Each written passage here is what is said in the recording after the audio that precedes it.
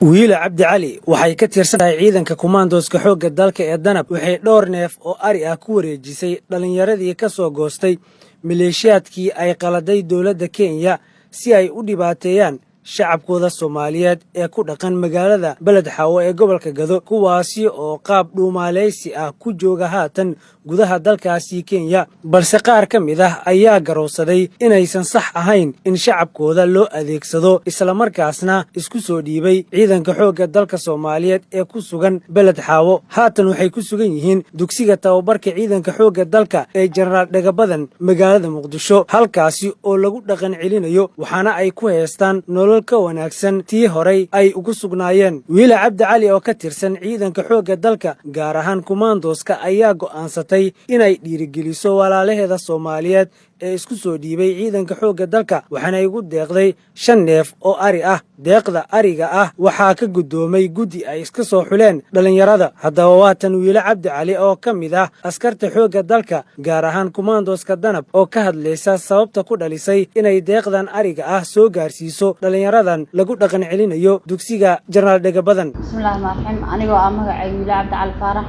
ka tirsan ciidanka xoogga dalka Soomaaliyeed qayb ururka afaraad Danab bisha mushaarka ani alla oo laha xaq ahaan dawladda Soomaaliya ismiinta waxaan ugu deeqay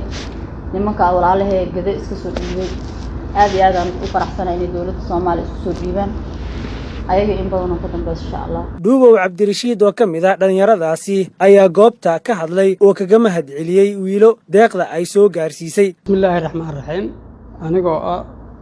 Duubow Cabdirashiid macallin waxaan aad ugu mahad celinayaa gabadha wiilo ee xoogga dalka ka tirsan mishaarkeedii noogu deeqday anigoo u weyn dhalinyaradii ka imaatay gobolka Gado aad baan ugu mahad celinaynaa waa gabar walaashana oo noogu deeqday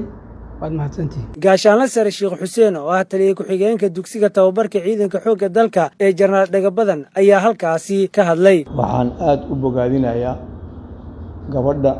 ka tirsan oo askariyada ah oo ka tirsan guutada Danab magaceeda la yiraahdo wiilo Cabdi Cali wiilo Cabdi Cali waxay ku dhaqaaqday howl tusaale lagu dayo karo noqon karta wiilo waxay ugu deeqday shaqadaas baqliiseen mushaarkeedii oo dhamaa ilaa waxaan ugu rajaynaynaa inuu ka khasaarinin oo ka aqbalo sadaqadaas ay la baxday waxayna ugu deeqday walaalaheeda dhibowga oo ku xareysan dugsiga Generaal Dhagabadan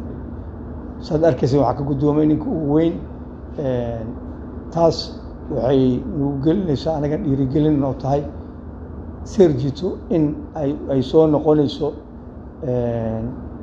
hankeedii hore u soo noqonayo maxaa yeelay serjito waxa lagu yaqiinay inay istaageerto dadkana ay taageerto ciidanka xoogga dalka Soomaaliyeed iyaga oo dalkooda u horaya naftooda ayay dhinaca kale waxay ku howlan yihiin u gagaaridda shacabkooda kuwa danta yar iyo dhiirigelinta kuwa waxgalka ah waxaana ay tusaale wanaagsan u yihiin ummadda Soomaaliyeed oo haatan ku jirta marxalad ay kaga soo kabanayaan burburkii ku dhacay qarannimada Soomaaliyeed